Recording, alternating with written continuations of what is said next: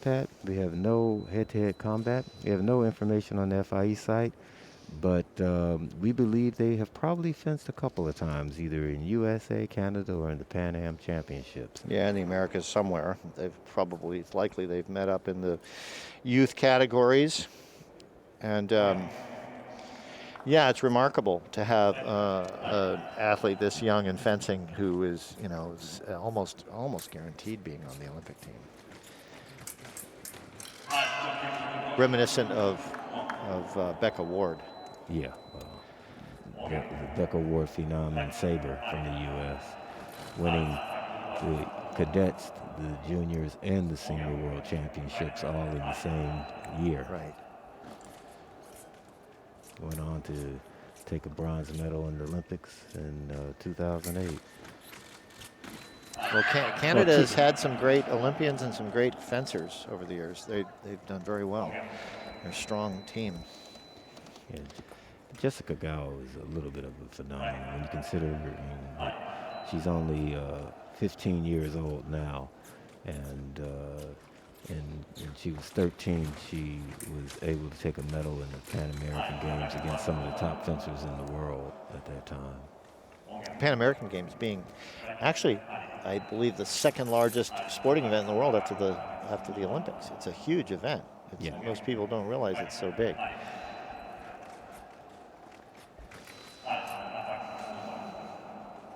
A lot of weapons and countries represented in that event. A lot of sports. I mean sports, sorry, not weapons, but sports in that event. 2-0 for Jessica. Winner of this match makes it into the finals for the gold medal.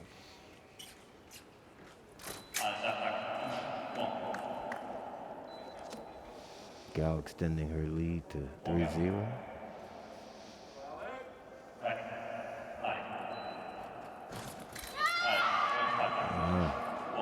Counterattack, opposition. Once again, you're seeing the advantage of that left hand, just being able to close the line out. We saw it effectively used by the lefty who won the junior men's world. Well, and just in the last bout, we saw it used effectively by the Russian. The same setup. And I think at this level, it makes a lot more difference than when you get to the senior level. Sure. 6-0 for the Canadian. Yep. Jing is asking for a video review.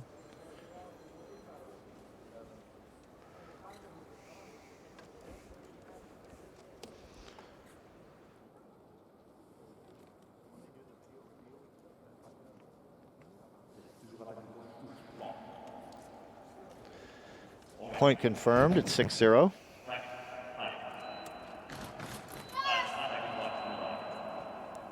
That attack was off target. Straightening her weapon. Yeah.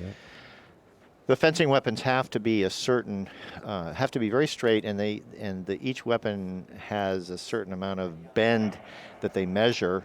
It basically has to be pretty straight, but there's a little tool that they have that they measure to make sure that it's straight. It's to keep them consistent and also to keep them safe. Jing finally gets on the board. The blades are made of what's called miraging steel. It's a type of steel that in the manufacturing process is actually aligned at the molecular level to make sure that when it breaks clean with no jagged edges for safety. Simultaneous parry repos. Action picking up a little bit here. Jessica Gao.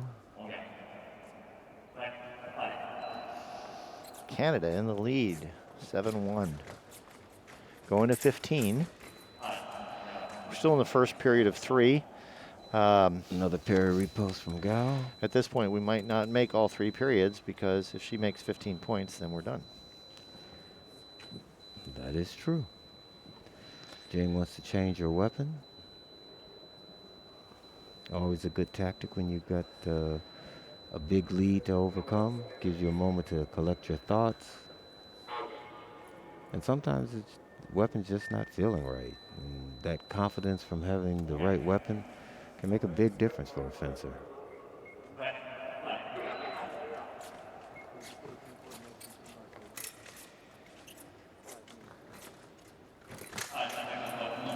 That's again, counter thrust, making her go over her left shoulder, Jing going over the left shoulder, missing target completely.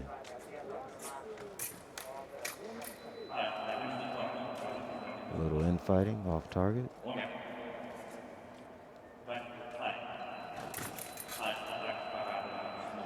Big lead by the Canadian over USA, 9-1.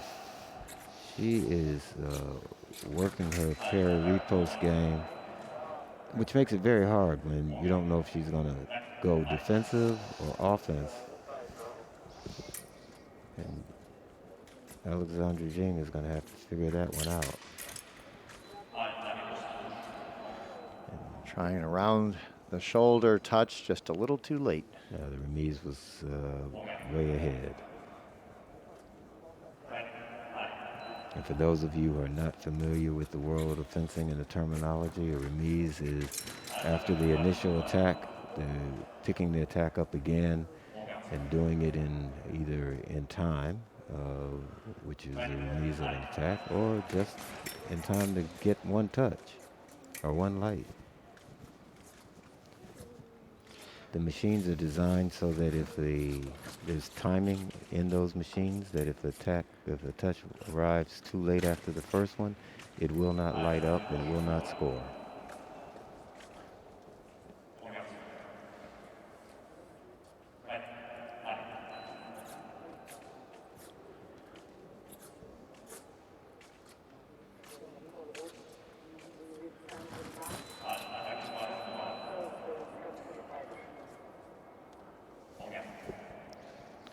Here in the Cairo International Stadium, you can't tell from looking at the dark background of the strip, but we're in a big, big indoor stadium here.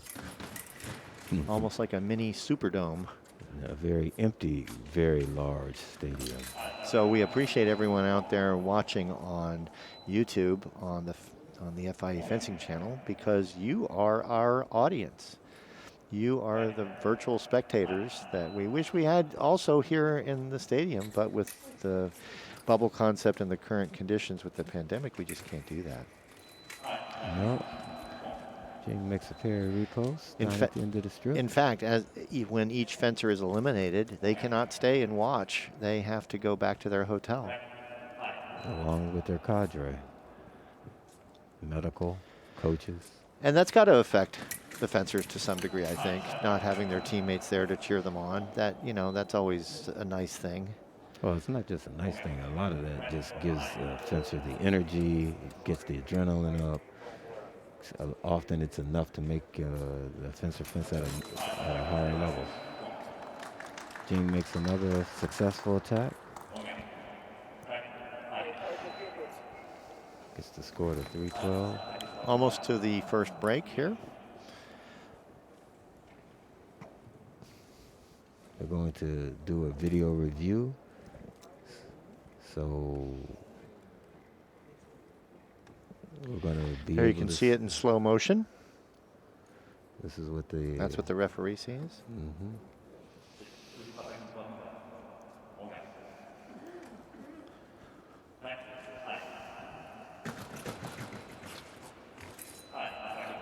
Attack arrives on the arm from Gao. Oh, single light. Parry repost. That's been her bread and butter for this match. Well, and she's getting in the territory there. Coming up on the break. So, all right. Don, I'm going to ask you a question I've asked you before. You're the coach. You've got Miss Jing down by 10 points. What do you tell her? Well, I would say stop getting parry repost. And I would say that right now it would probably be a good thing to really change the tempo. See, as we're speaking, you see some of the highlights from the previous match. You've got, in her corner, she's got Ralph Bissendorf, great German foil fencer. I mean, a serious strategist. So It's really a matter of, I mean, this is not insurmountable. It happens on occasion, but you're fencing a very, very experienced fencer with Jessica Gao. So there's a lot of work that she would need to do to make this happen. And she's going to have to change something in how she's fencing. I mean, drastically. Right. Of course, both these girls are going to get a medal. The question is who makes it into the gold medal round. You get either a silver or gold. And looking challenging for the American, with Jessica 2 points away from a victory here in the semifinals.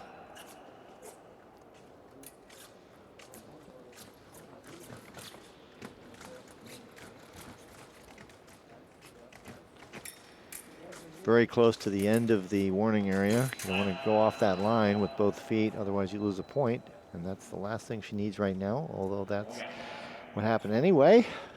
14-3 for Jessica GUO.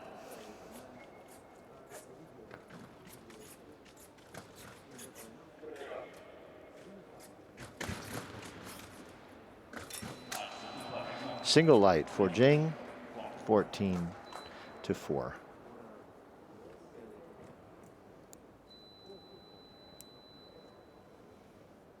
You know, if it was just a matter of time, she had plenty of time to make, and there you can see the action. One light. Yes.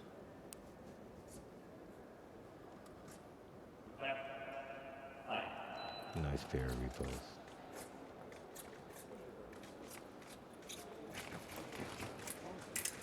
Yep, and another one. And there it is.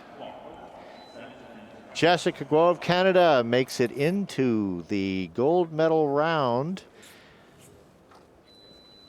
So she will be fencing Miss Anastasia Beznosakova, and that'll be coming up after the semifinal.